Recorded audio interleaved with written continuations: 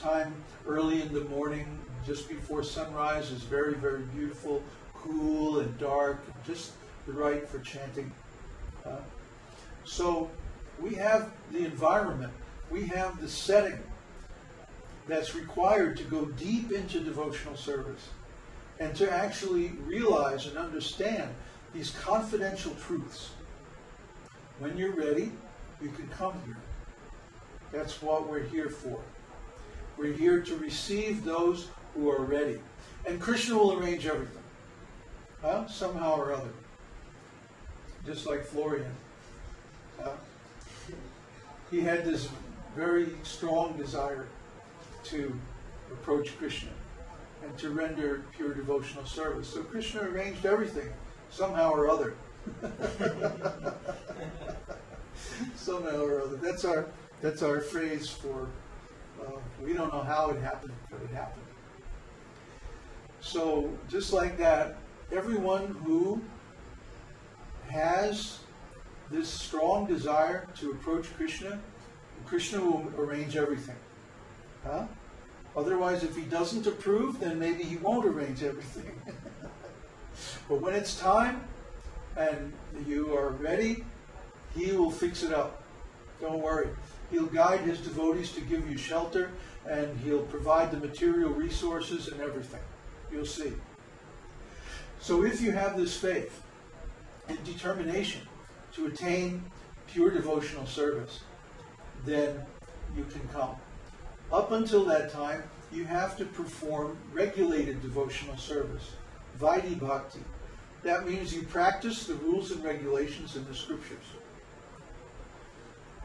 And you know, we've talked about that so many times.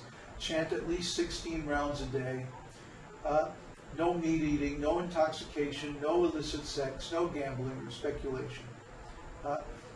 Simple, pure life.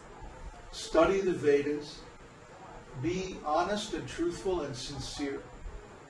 Try to attain the mode of goodness. Everything you do, read in the scriptures how it should be done. How to cook food, how to offer the food, how to worship the deities, how to chant your mantras. So many things that you can do to purify your existence, even in this material world. And if you don't see the need for that, if you think you can just come every few days or look at the website and maybe read the forum and ask a couple of questions and then go on with the ordinary lifestyle, well, you're not ready yet. You're still in the offensive stage. You're still in the preliminary stage. Kanishta Adhikari means neophyte. But neophyte, I mean, we've even seen people who are gurus who are still neophytes.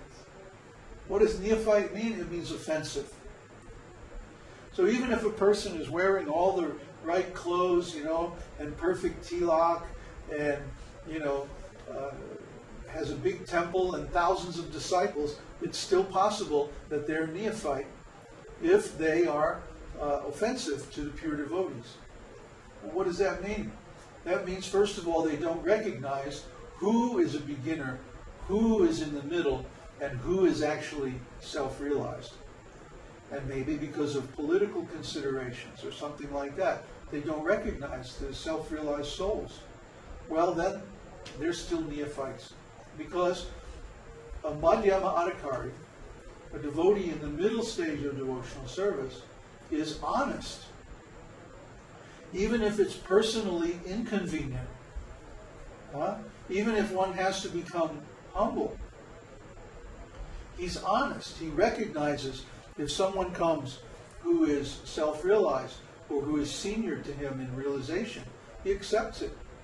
Before I started teaching independently, I literally traveled all over the world looking for some Vaishnavas who are more realized than I was. And I have to say, I couldn't find anybody. And I wasn't realized yet. After that, I said, okay, I don't have any choice. I have to go for it myself. I have to take the responsibility, and I have to start to teach. Krishna made me do it. I'm laughing, but actually it was very serious for me. because I'm not by nature a leader type person. You know, some people love to get up there and rah, rah, rah, you know, and get everybody organized and get everybody motivated. Well, that doesn't come naturally to me at all.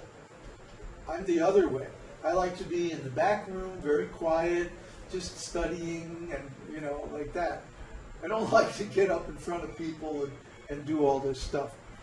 I had to force myself to do it because I could understand that there wasn't anyone else. And this is very sincere on my part. If someone were to come along who could show me by his qualities that he's more advanced than me, I'd say, okay, you lead. That's fine, I'll follow. But I haven't seen anybody like that. All the devotees who have big temples in India and stuff like that, and big reputations and all of this, they're all involved in some kind of political activities. You know, for example, if you're a sannyasi of one guru, you can't go in another guru's temple and preach. What is this? This is politics, party politics. Huh? Our temple is the best. Nobody else can come here and preach. Well, just a minute. If your students are actually advanced in Vaishnava philosophy, and somebody comes there and preaches and they say something wrong, or they're not on the highest standard of character or sincerity, if your students really know this philosophy, they'll see that. They'll see it very clearly. Just like the other day, Connor and Florian were looking at a video of a certain guru. I'm not going to say any who exactly, but they were like, they looked at him for like 30 seconds. They were like, this guy's a guru, because they could tell. They could immediately see that the mood was something else than sincere devotion. There was some kind of spin, some kind of politics going on, something very tricky going on. So, if they can tell, why can't the disciples of these other gurus tell if somebody comes who's not qualified? What are they afraid of? And of course the answer is they have not really trained or educated their students to understand the philosophy. And so they're afraid that if somebody else starts preaching to them, they'll be misled. Why? Because instead of encouraging their students to study the scriptures, or instead of giving them the conceptual tools they need to discriminate between different classes of devotees, these gurus have just said, no, just chant 4 rounds or 8 rounds or 16 rounds and then go out and do service. In other words, collect money. Due to greed. Or go out and preach and get more followers. Greed. Oh, don't you think that if we wanted, we could have many more followers? I could be in some big city, have a little storefront temple somewhere, and have people lined up around the block. Don't you think we could do that? Of course we could. But we don't want quantity. We want quality. That's much more pleasing to the Lord. So when people try to come here and they're not ready, we tell them, you're not ready. We don't say, oh, yes, just come and give $1,000 donation and, fine. Well, you can stay on the outside. We won't even talk to you. That's what they do in these temples. You come into India and you want to get darshan on one of these gurus. Well, you give a nice donation and then the guru will see you. Otherwise, he doesn't have time. And you can't stay in the temple. You have to stay outside. Only the politically correct students can stay inside.